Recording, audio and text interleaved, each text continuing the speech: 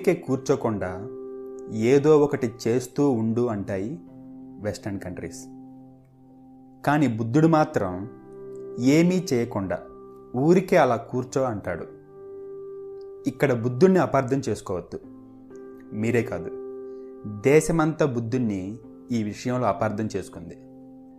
బుద్ధుడు నిశ్శబ్దంగా కూర్చోమన్నాడు కదా అని దేశమంతా సోమరిగా తయారై తమ జీవాన్ని శక్తిని కోల్పోయి చాలా బుద్ధిహీనంగా తయారైంది. ఇక్కడ బుద్ధుడి ఉద్దేశం ఏంటంటే, మీ చుట్టూ ఉన్న పరిసరాలను పరిస్థితుల్ని గమనించిన తర్వాతే స్పందించమంటాడు. దీన్ని మనం చాలా సింపుల్గా ఎలా అర్థం చేసుకోవాలంటే, ఎవరైనా మనల్ని ఇన్సల్ట్ చేయగానే కోపంతో రగిలిపోతాం, రెచ్చిపోతాం. అదే పొగిడితే ఆనందంతో అరుస్తాం. అంటే ఎవరైనా మనల్ని బాధ పెట్టగలరు లేదా సంతోష పెట్టగలరు. అంటే మనం పక్కోడు ఆడిచ్చినట్టు ఆడుతున్నాం, కానీ మనపై మనకు ఎలాంటి పట్టు లేదు. ఇది స్పందించడం కాదు, ఇది ఓన్లీ ప్రతిస్పందన అంటాడు బుద్ధుడు. ఒకసారి బుద్ధుడు ఒక గ్రామం మీదుగా వెళ్తున్నాడు. అక్కడున్న ఒక వర్గం వారు బుద్ధుణ్ణి అమ్మనాబూతులు తిట్టారు. కానీ బుద్ధుడు మాత్రం ఆ మాటలకు ప్రతిస్పందించకుండా ఇలా అన్నాడు, నా కోసం వచ్చినందుకు థ్యాంక్స్. నేను అర్జెంటుగా వేరే గ్రామం వెళ్ళాలి. అక్కడ నా కోసం చాలామంది వెయిటింగ్. సో మీరేమైనా చెప్పాలనుకున్నా తిట్టాలనుకున్నా రేపొచ్చి తిట్టండి అని చెప్పాడు. దాంతో అక్కడున్న అందరికీ మత్తిపోయింది.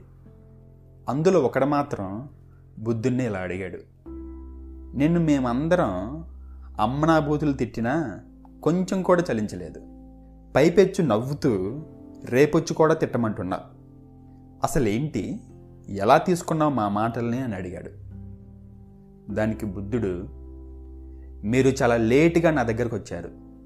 ఇవే మాటల్ని ఒక 10 సంవత్సరాల క్రితం అనుంటే నేను కూడా మీ మాటలకు ప్రతిస్పందించి తిట్టేవాడిని. కానీ ఈ 10 సంవత్సరాల కాలంలో ఇతరుల మాటలకు ఎఫెక్ట్ అవ్వడం మానేశాను. నేను ఇప్పుడు ఎవరికీ బానిసను కాదు. నాపై నాకు పూర్తి పట్టుంది. సో నేనెప్పుడు నాకు తోచినట్టుగా అంతర్గత అవసరాలకు అనుగుణంగా ప్రవర్తిస్తానే తప్ప ఇతరుల అభిప్రాయాలకు ఎప్పుడూ ప్రవర్తించను. మీరు నన్ను తిట్టాలనుకున్నారు, తిట్టారు. మీ పని మీరు చాలా చక్కగా చేశారు. బట్ నేను మీ తిట్లను యాక్సెప్ట్ చేయలేదు. సో మీరు తిట్టిన తిట్లన్నీ నా పాయింట్ ఆఫ్ వ్యూలో అర్థం లేని పదాలు. మండుతున్న కాకడాను ఎవరైనా నదిలోకి విసిరేయగలరు, కానీ అది నదిలో పడే వరకు మాత్రమే మండుతుంది. నదిలో పడగానే ఆరిపోతుంది. ఇక్కడ నేను కూడా నదిలా మారిన వాడిని. మీరు మండుతున్న బూతుల్ని నా పైన విసిరారు, బట్ అవి నన్ను తాకగానే ఆరిపోయాయి అన్నాడు. సో ఇక్కడ బుద్ధుడు చెప్పింది ఏంటంటే, ఎవరైనా మిమ్మల్ని ఇన్సల్ట్ చేస్తే ముందు ఆ మాటలకి ప్రతిస్పందించడం మానండి అంటాడు.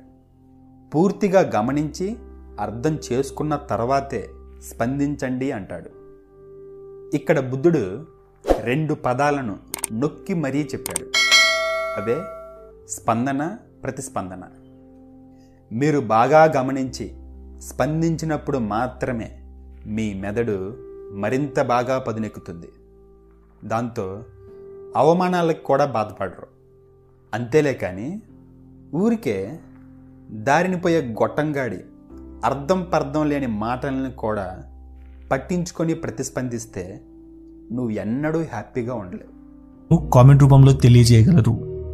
వీడియో నచ్చితే లైక్ చేయండి, షేర్ చేయండి. అలాగే మా ఛానల్ను సబ్స్క్రైబ్ చేసుకోండి.